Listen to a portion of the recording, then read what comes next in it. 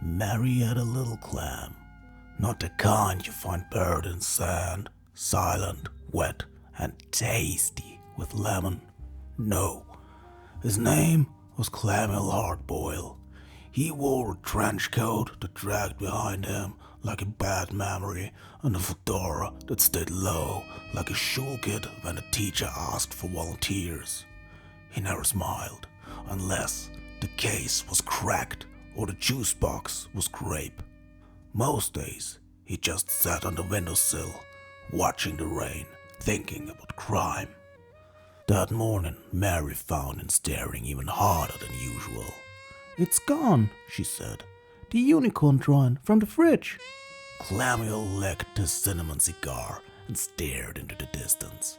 "Let's find your horny friend, kiddo, before someone sells it for snack money." They started at the crime scene, the kitchen. The magnet was still there, rainbow-shaped, mocking them. The rest, gone. No ransom note, no sign of struggle, just a faint smear of peanut jelly where the drawing used to be.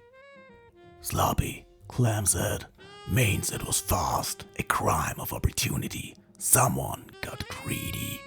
"Who would do such a horrible thing?" He skittered toward the hallway, trench coat flaring with purpose. Mary followed. "Where are we going?" "To find someone who likes glitter more than he fears justice." First stop, Kyle.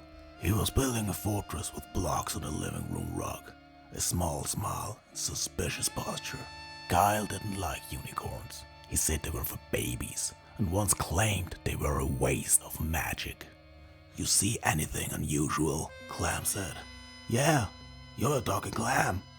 Clamuel didn't waste more time. "Did you steal the pointy horse?" "What?" Kyle answered eloquently. Mary took the interrogation into her own hands and asked carefully. "My unicorn drawing, it's missing!" Kyle shrugged. "Check the bin." Clamuel leaned in close. "See, thing is, you want to sound innocent, but you're trying too hard. People who are clean don't advertise it."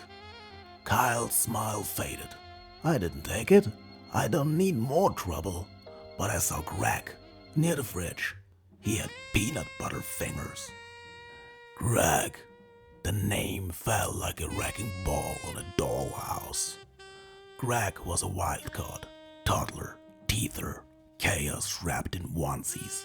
No known allegiances, no consistent bedtime, an absolute maniac.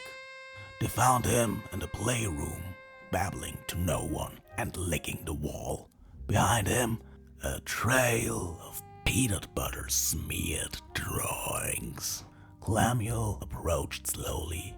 "Kid," he rasped, "you got something that doesn't belong to you?" Greg looked up, drooled, and shoved something deeper into his mouth.